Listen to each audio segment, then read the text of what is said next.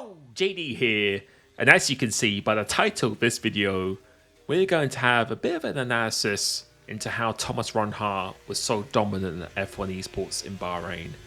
First of all, we've already had a bit of a look at Thomas Ronhaar's qualifying performance, and I think that this was absolutely nothing short of incredible. He was the only man in the 127.0s with over half a tenth advantage.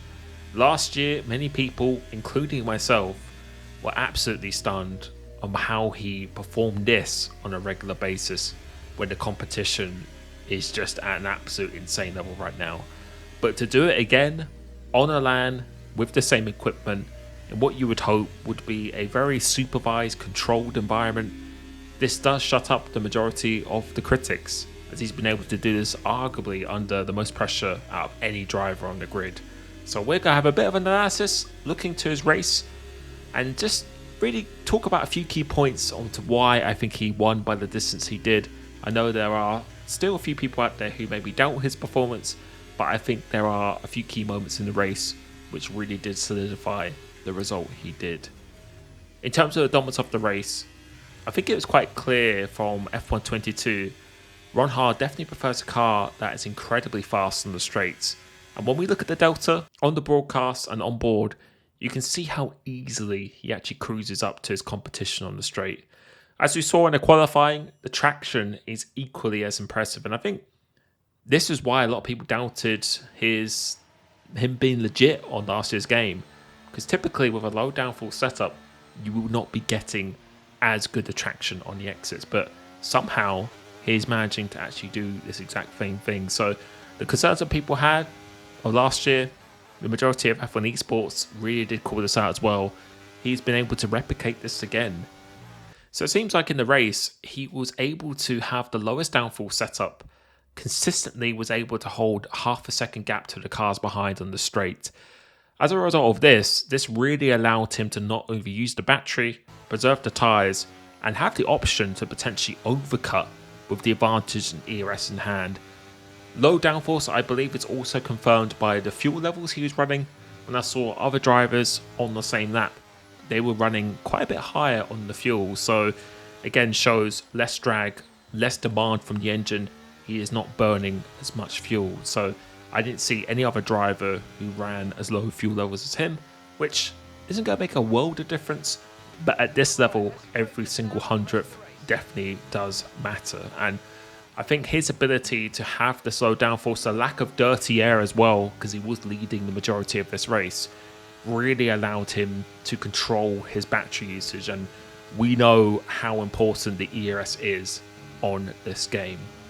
But I think what made the ultimate difference was him being able to have the freshest tyres out of the lead group, and how he managed to put certain cars between himself and others on the same pit strategy, which was Bahrain and Butcher. He was able to use his straight line speed to make many key overtakes and put the drivers who pitted multiple laps earlier between himself and the likes of Bahrain and Butcher, who actually, as a result of their pit stops, who pit the same lap as Ronhaar, actually lost quite a few positions and had multiple cars between himself and Ronhaar.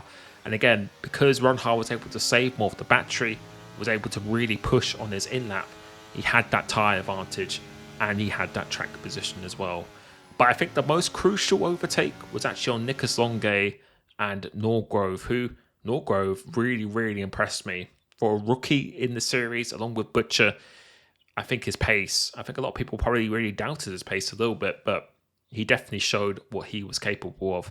And I think the overtake is where he was not only able to overtake one driver, but he was able to overtake two in one. But I think the most crucial thing, and maybe something that a lot of people miss, is that when he made the overtake, he actually boxed in Norgrove and ensured Longuet moved into second place. So he ensured that Longuet would come out behind him on the exit of turn one, and Norgrove would come out behind Longuet.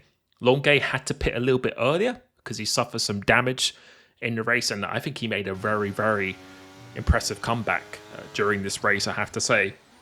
But because Longuet had the oldest tyres out of the lead group, I believe Ronhaar wasn't really in so much of a rush to break the DRS, because otherwise he would be dumping all his battery, and then the likes of Norgrove and others would be able to then overtake Longay quite easily because Longay would no longer have the DRS on Ronhaar. So I believe Ronhaar was basically not using his battery at all, keeping Longay in his DRS, and that allowed Ronhaar to save his battery and break the DRS without really needing to dump any of the battery whatsoever. So once he did break the DRS, he was able to create enough of a gap where the others, once they overtook Longay, they wouldn't have the ability to catch him up. They wouldn't be close enough within that detection point to get within a second of him again. And once he had that tyre advantage, and obviously I believe he had the pace as well, I think that was really the story there. The fight for second, although it wasn't really fighting too much, you had people such as Jan Wopmir, Nicolas Longay, who was doing really well. I believe Nicolas Longay was probably holding quite a few drivers up due to his tyres being significantly older than the rest of the field. But it wasn't really too crazy pace from Ronhaar. On average, he was putting away maybe 2 to 3 attempts a lap from the likes of like Norgrove. But then once Longay then got ahead again, that really kind of bunched everyone up. Became a bit more intense with Agli Opmir saving his battery for defence going into the last couple of laps. And then Ronhaar could have just used further ERS to pull a second lap in the later stages. So overall, I think it was a bit of a tactical masterclass from Ronhaar, especially the overtake that he did on Longay and Norgrove, really boxing in Norgrove and making sure that Longay came out behind him.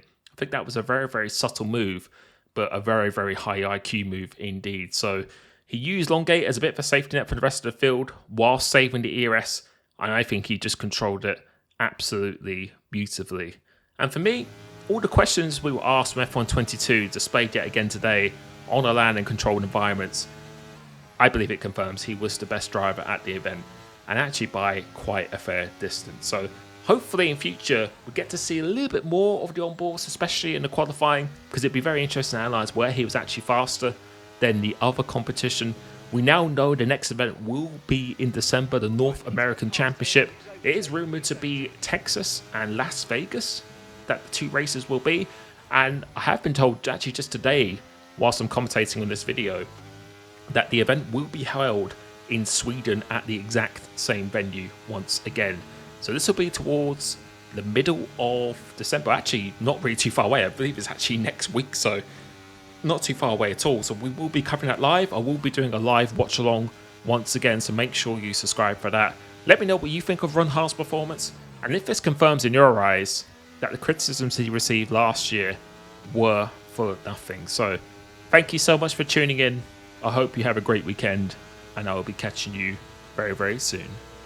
Also, if you'd like to one-to-one coaching of me, I have got a few coaching slots remaining for the rest of this year. Bit of limited availability, so if you'd like a 90-minute session just to get closer to your potential, make sure you head over to my website.